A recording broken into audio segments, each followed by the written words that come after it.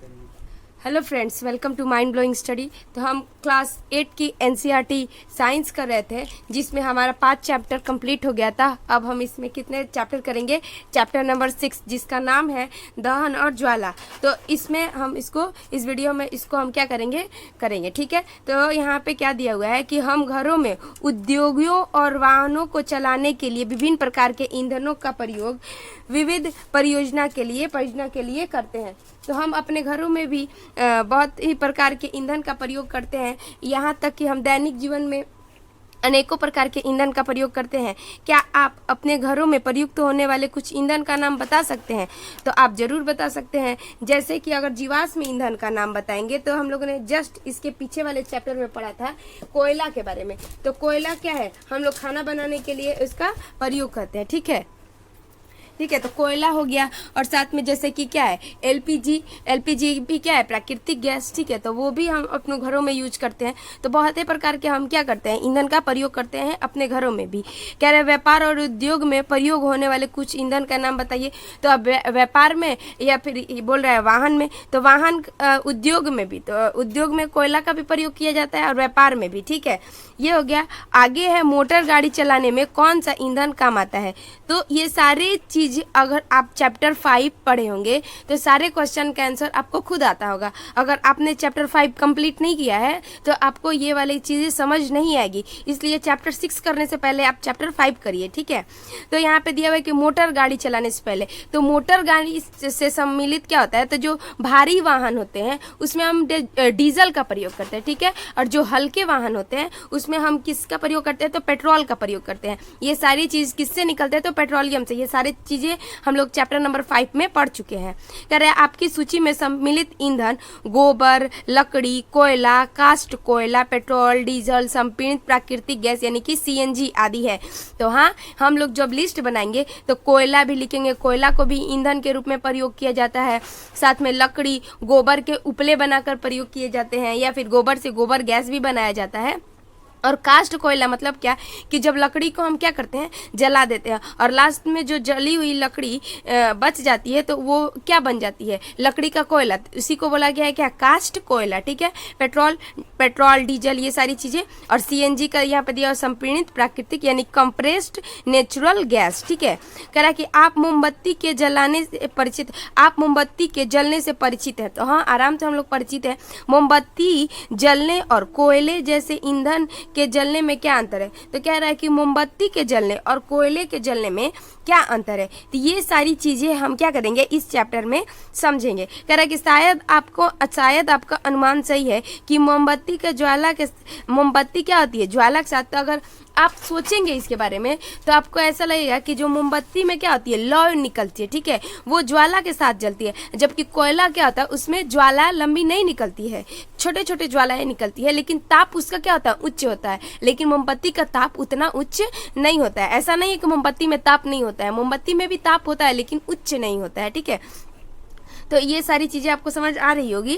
कह रहा है कि जबकि कोयला नहीं। इसी प्रकार आप अनेक ऐसे पदार्थ पाएंगे जो बिना ज्वाला के जलते हैं। आइए जलने के रासायनिक प्रक्रम और इस प्रक्रम से उत्पन्न ज्वाला के प्रतिरूपों का अध्ययन करें। तो अब सबसे पहले हम लोगों को क्या पढ़ना है? तो ये, ठीक है, कि दहन क्या होता है। दहन क्या होता है? तो हम कक्षा 7 में हम लोगों ने मैग्नीशियम दहन के क्रियाकलाप का स्मरण करी। तो कक्षा 7 में हम लोगों ने क्या किया है? मैग्नीशियम दहन के बारे में अध्ययन किया हुआ है, ठीक है। हमने देखा था कि मैग्नीशियम जलकर मैग्नीशियम ऑक्साइड बनाता है। तो जब हम मैग्नीशियम का उसमें क्या दिया होता? फीता दिया होता, उसको हम जला रहे थे तो वो क्या बना रहा था? Magnesium oxide. और उसमें और प्रकाश, तो जैसे ही हम क्या करेंगे? मैग्नीशियम को जलाते हैं तो उसमें से लाइट निकलती है और साथ में क्या निकलती है? ऊष्माएं निकलती है। तो मैग्नीशियम को जैसे हम जलाएंगे तो उसमें से ऊष्मा और प्रकाश निकलेगी, ठीक है। इसी प्रकार का क्रियाकलाप हम कास्ट कोयले के टुकड़े लेकर कर सकते हैं। तो कास्ट कोयले का टुकड़ा भी लेकर आप इस प्रकार का जो मैग्नीशियम वाला क्रियाकलाप था आप कर सकते हैं। कास्ट कोयला के टुकड़े को संडासी से पकड़िए, मतलब क्या कि कोई चिमटे से पकड़िए, ऐसा नहीं कि हाथ में लेके आप जलाइए, ठीक है। और एक मोमबत्ती अथवा ब्रुनसेर बर्नर की ज्वाला के निकट लाइए। तो इसको क्या करना है? किसी मोमबत्ती या किसी भी जहाँ पे ज्वाला निकलती हो उसके पास लेके जाना है। ठीक है, कह रहा है आप क्या देखते हैं, तो आप जब देखेंगे, आप जब क्रियाकलाप करेंगे तो आपको समझ आएगा। ठीक है, कि क्या हो रहा है। यहाँ पे क्या हम पाते हैं कि कास्ट कोयला वायु में जलता है। तो जब हम ऐसा क्रियाकलाप करेंगे तो हम देखेंगे क्या होता है कि जो कास्ट कोयला होता है वायु के संपर्क में आता है तो जलने लगता है। लेकिन आग भी चाहिए, ऐसा नहीं है कि सिर्फ वायु में छोड़ दे तो वो जलने लगेगा, नहीं। कह रहा हम जानते हैं कि कास्ट कोयला वायु में जलकर कार्बन डाइऑक्साइड, ऊष्मा और प्रकाश देता है। तो हम लोगों को पता है कि क्या होता है, जो कास्ट कोयला होता है वायु में जलकर कार्बन डाइऑक्साइड और ऊष्मा और प्रकाश देता है। आगे क्या है कि रासायनिक प्रक्रम जिसमें पदार्थ ऑक्सीजन से अभिक्रिया करके ऊष्मा देता है उसी को क्या कहते हैं, तो दहन करते हैं। सबसे पहले यहाँ पे हमारे मन में क्वेश्चन डाला गया क्या कि दहन क्या है, तो दहन के बारे में आपको यहाँ पे आंसर मिल चुका होगा कि रासायनिक प्रक्रम जिसमें पदार्थ ऑक्सीजन के साथ अभिक्रिया करके ऊष्मा देते हैं उसी को क्या बोलते हैं, तो दहन बोला जाता है। तो दहन आपको समझ में आ रहा होगा। ठीक है, जिस पदार्थ का दहन होता है वह दाह्य कहलाता है। तो जिस भी पदार्थ का दहन होता है उसको क्या बोला जाता है, तो दाह्य बोला जाता है। इसे ईंधन भी कहा जाता है। ईंधन ठोस, द्रव या गैस हो सकता है। तो जो ईंधन होता है वो ठोस भी हो सकता है, द्रव भी हो सकता है और गैस भी हो सकता है। ठीक है, कभी कभी दहन के समय ज्वाला के रूप में अथवा एक लौ के रूप में प्रकाश भी उत्पन्न होता है। तो जब कभी कभी क्या होता है कि जब दहन किया जाता है किसी चीज को तो उसके साथ लौ निकलती है और साथ में क्या होती है, प्रकाश भी उत्पन्न होती है। कह रहा ऊपर दी गई अभिक्रियाओं में मैग्नीशियम और कास्ट कोयला दाह्य पदार्थ है। तो जो ये देखिए यहाँ पर क्या किया जा रहा है, यहाँ पे एक मैग्नीशियम का फीता लेकर उसको यहाँ पे बर्नर है उसके साथ जलाया जा रहा है। ठीक है, तो जलाने पर क्या कर रही है, प्रकाश दे रही है और साथ में क्या दे रही है, ऊष्मा दे रही है। यहाँ पे मैग्नीशियम का दहन किया जा रहा है। ठीक है, तो फिर आगे यहाँ पे बूझो के मन में सवाल है कि हमें बताया गया था कि भोजन हमारे शरीर के लिए एक ईंधन है। तो बूझो भी बोलता है कि जो हम भोजन करते हैं वो भी हमारे शरीर के लिए ईंधन है। तो इसके मन में एक क्वेश्चन है, तो इसका आंसर देगी क्या, पहेली। इसका आंसर देगी पहेली। वो बोल रही है क्या कि ठीक ही तो है। तो ये भी क्या करिए कि ठीक ही तो है, भोजन जो हमारे शरीर के लिए क्या है, ईंधन का कार्य करता है। तो यहाँ पे पता है कि हमारे शरीर में भोजन ऑक्सीजन से अभिक्रिया कर अपघटित होता है। तो क्या होता है, भोजन हमारे शरीर में क्या करता है, ऑक्सीजन से अभिक्रिया करके क्या हो जाता है, अपघटित हो जाता है, यानी छोटे छोटे टुकड़ों में टूट जाता है और ऊष्मा उत्पन्न करता है। यह हमने कक्षा 7 में सीखा था। तो हम लोगों ने सीखा था वो क्या होता था, पूरी तरह से अपघटित होकर हमें ऊर्जा प्रदान करता है और वही ऊर्जा से हम क्या करते हैं, सारे क्रियाकलाप कर पाते हैं। ठीक है, अगर हम खाना नहीं खाएंगे, भोजन नहीं करेंगे तो क्या होगा, हमें ऊर्जा नहीं मिलेगी। अगर ऊर्जा नहीं मिलेगी तो हम कोई भी क्रिया अपने शरीर से नहीं कर सकते हैं। तो ये चीजें समझ में आ रही है आपको। आगे क्या दिया हुआ है कि क्रियाकलाप 6.1 दिया गया है क्या कि स्ट्रॉ, माचिस की तीलियां, मिट्टी का तेल, कागज, लोहे के कील, पत्थर के टुकड़े, शीशा आदि कुछ पदार्थ इकट्ठा करिए अपने शिक्षक की देखरेख में। तो जितने भी क्रियाकलाप दिए हुए हैं ये आप लोगों के लिए क्या हो सकता है, थोड़ा खतरनाक हो सकता है, इसीलिए इसको क्या करिए, अपने शिक्षक के देखरेख में ही किया कीजिए। ठीक है, इन पदार्थों को एक एक करके जलाइए। तो जितने भी चीजें लिए आपने क्या करिए, एक एक करके जलाइए। ठीक है, और क्या कर रहा है कि यह पदार्थ जलता है तो इसे दाह्य दिखाइए, अन्यथा नहीं जलता है तो अदाह्य। तो आप लकड़ी, आपने देखा होगा कि लकड़ी को हम जलाते हैं तो वो जलेगा तो वो क्या हो जाएगा, दाह्य। और ये तो अदाह्य है नहीं, तो जिसमें दाह्य है उसको क्या करना है, टिक करना है, और जो अदाह्य है उसमें टिक करना है। कागज को भी जलाएंगे तो वो क्या होगा, जलेगा, तो वो भी क्या है, दाह्य। लोहे का कील जलाएंगे तो क्या लोहे का कील जलता है, तो आप बोलेंगे नहीं, तो वो क्या हो जाएगा, अदाह्य। ठीक है, उसी तरह सारी चीजें आपको क्या करना है, आपको करना है। ठीक है, तो ये सारे चीज आप क्या करिए, कंप्लीट करिए और आप हमें कमेंट करके सारे चीज का आंसर दीजिए। ठीक है, आगे हम समझते हैं क्या आप कुछ और पदार्थ के नाम बता सकते हैं जो दाह्य है। तो आप कुछ और पदार्थ के भी नाम क्या कर सकते हैं, बता सकते हैं हमें कि कौन कौन से पदार्थ दाह्य है। ठीक है, कुछ ऐसे चीज जो दी हुई है आपको, तो इतने से आइडिया मिल ही गया होगा कि कौन सी चीज हम बोल सकते हैं और कौन सा नहीं। ठीक है, कह रहा है कि आइए इन परिस्थितियों का पता करें जिसमें दहन होता है। तो उन परिस्थितियों का पता करना है जिसमें दहन होता है। है। सबसे पहले यहाँ पे क्रियाकलाप 6.2 दिया हुआ है, कह रहा है पहले सबसे पहले सावधानी बरतनी जरूरी है। कि सावधानी में क्या दिया, जल्दी मोमबत्ती को पकड़ते समय सावधान रखिए। ऐसा नहीं कि जल्दी मोमबत्ती को गया और जल्दी से पकड़ लिया, ऐसा नहीं करना है, ठीक है, उसको सावधानी पूर्वक थोड़ा पकड़ना है। कह रहा है एक जलती मोमबत्ती को मेज के ऊपर रखिए, कांच की चिमनी को मोमबत्ती के ऊपर लकड़ी के 2 गुटके की सहायता से इस प्रकार रखिए। कह रहा है कि एक मोमबत्ती को लेना है, ठीक है, उस पे इसे एक मेज पर खड़ा करना है, ठीक है। मेज पे हम लोगों ने क्या कर दिया, खड़ा कर दिया। कांच की चिमनी को मोमबत्ती के ऊपर, तो कांच की एक चिमनी लेना है, ठीक है, उसको क्या करना है, उसके ऊपर रख देना और लकड़ी के 2 गुटके की सहायता से इस पर रखिए। तो नीचे लकड़ी के 2 गुटके लगा देंगे, ठीक है, ठीक है। कह रहा वायु की चिमनी में प्रवेश, वायु का चिमनी में प्रवेश होती रही, वायु का चिमनी में प्रवेश होता रहे, ठीक है।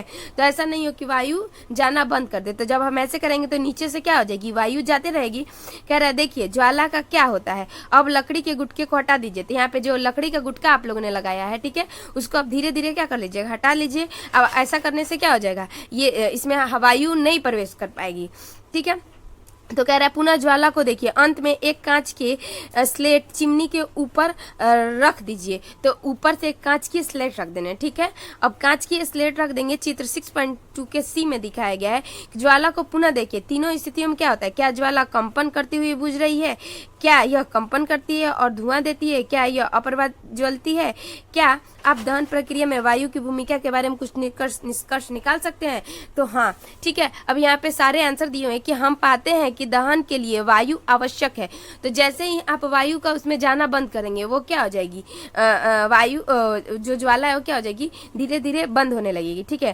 तो अवस्था ए में मोमबत्ती निर्बाध रूप से जलती है, क्योंकि नीचे से उसमें तो वायु प्रवेश करती रहती है, और जबकि वायु चिमनी के नीचे से प्रवेश करती है, ठीक है। अवस्था बी में क्या था कि जब चिमनी के नीचे से वायु प्रवेश नहीं करती है तो ज्वाला में कंपन होती है। तो जब नीचे से वायु प्रवेश नहीं करती है तो ज्वाला में क्या होती है, वो कंपित होने लगती है, कंपन करने लगती है और धुआं उत्पन्न होने लगता है, ठीक है। और अवस्था सी में क्या था, जब हमने उसके ऊपर एक कांच का क्या रखा था, एक कांच का स्लेट रख दिया था, ठीक है। तो क्या होता, ज्वाला क्या हो गई थी, बुझ गई थी, क्योंकि उसमें वायु उपलब्ध नहीं थी। तो अगर वायु उपलब्ध नहीं होगी तो क्या होगा, ज्वाला बुझ जाएगी, ठीक है।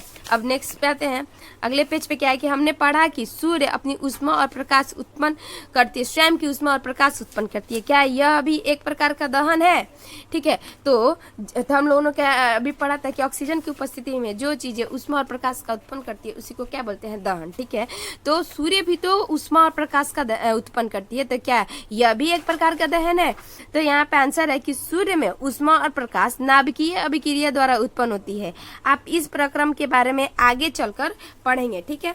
फिर कह रहा है एक लकड़ी या लकड़ी के कोयले का जलता हुआ टुकड़ा लोहे की प्लेट या तवे पर रखिए, इसे एक कांच के जार अथवा पारदर्शी प्लेट जार से ढक दीजिए। देखिए क्या होता है, क्या कुछ समय बाद लकड़ी का कोयला जलना बंद हो जाता है। क्या आप सोच रहे हैं कि यह जलना बंद क्यों नहीं हो, क्या कह रहा है कि क्या आप सोच सकते हैं कि यह जलना बंद क्यों नहीं हुआ। तो यहाँ पे क्या बोला है कि एक लकड़ी लीजिए या लकड़ी के कोयले लीजिए, ठीक है, उसे जलने दीजिए, जलाकर उसे क्या करिए कि लोहे की प्लेट या तवे पर रख दीजिए, ठीक है। इसे एक कांच की जार अथवा पारदर्शी प्लास्टिक जार से इसे ढक दीजिए, ठीक है। तो अब क्रियाकलाप करेंगे तो आपको खुद से समझ में आ जाएगा कि क्या क्या चीजें हो रही है, ठीक है। आपने सुना होगा कि जब किसी व्यक्ति के वस्त्र में आग पकड़ लेती है तो आग बुझाने के लिए व्यक्ति को कंबल से ढक देते हैं। क्या आप बता सकते हैं ऐसा क्यों। तो आप बता सकते हैं क्योंकि जब हम उसको कंबल से ढक देंगे तो उसमें वायु प्रवेश नहीं कर पाएगी। किसी भी चीज को जलने के लिए क्या होती है, वायु की आवश्यकता होती है। और जैसे ही हम क्या करेंगे, कंबल से ढकेंगे उसको, तो वो क्या हो जाएगा, उसमें वायु प्रवेश नहीं करेगी और जो आग है वो क्या हो जाएगी, बुझ जाएगी। यहाँ पे दिया हुआ कि गर्मी के मौसम में बहुत अधिक गर्मी पड़ने पर कुछ स्थानों पर सूखी घास आग पकड़ लेती है। तो सूखी घास आग पकड़ लेती है, जैसा कि आप लोग भी जानते होंगे कि अमेजन का जंगल में भी क्या होता है, हमेशा आग पकड़ लेती है, ठीक है। घास में आग पेड़ों में फैलती है और जल्दी ही पूरा जंगल आग की चपेट में आ जाता है। इस प्रकार की आग को बुझाना बहुत कठिन होता है क्योंकि वहाँ पे तो वायु बहुत तेजी से चलती है। अगर वायु इतनी तेजी से चलेगी तो क्या होगा, आग को बुझाना क्या हो जाएगा, हमें बहुत कठिनाई सामने आएगी उसके लिए। यहाँ पर फोटो भी दिया हुआ है कि कंबल में लपटे व्यक्ति जिसके वस्त्र में आग पकड़ ली थी। तो यहाँ पे एक व्यक्ति है जिसके कपड़े में क्या हो गया, आग पकड़ लिया, इसको क्या कर दिया गया है, कंबल से इसको क्या कर दिया गया, ढक दिया गया, ठीक है। अब कह रहा है कि अब आपने कुछ अनुभव को स्मरण करिए। अब अपने कुछ अनुभव कर, क्या एक माचिस की तीली आपने अपने आप जल उठती है या किस प्रकार जलाई जाती है? तो जो माचिस की तीली होती है अपने आप तो जलती नहीं है, उसको किस प्रकार से जलाई जाती है? कहे कि आपको कागज के टुकड़े को जलाने का अनुभव अवश्य होगा।